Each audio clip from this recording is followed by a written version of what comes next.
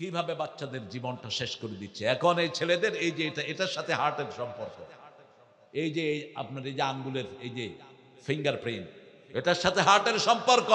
এটা যখন লেভেল হয়ে যায়, হার্ট শেষ, লিভার শেষ।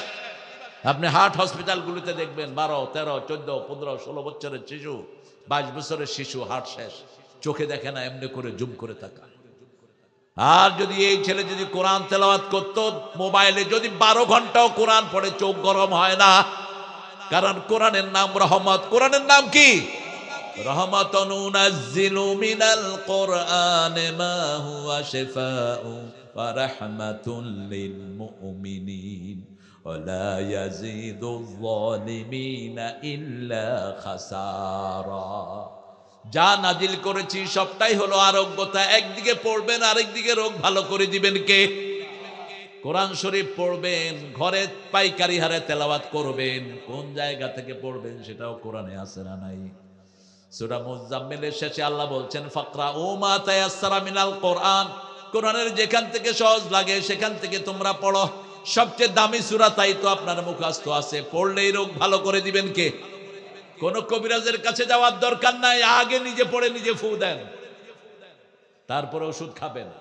মা আয়েশা সিদ্দিকা রাদিয়াল্লাহু আনহার বর্ণনা, একটা হাদিস, রাসূল রাতের বেলায় উঠলেন, রাসূলের এখানে পোকা কামড় দিল।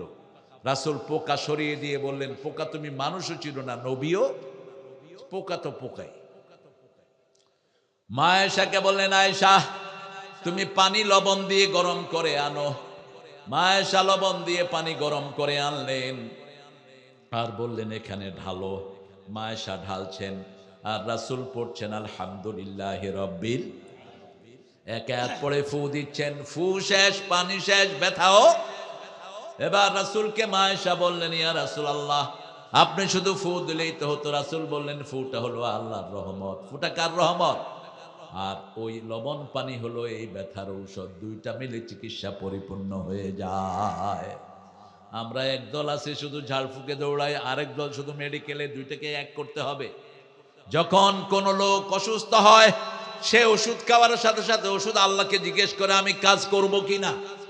যখনই তার সাথে কোরআন যুক্ত হয়ে যায়, সাথে সাথে তার চিকিৎসাটা তাড়াতাড়ি করে দেন কে?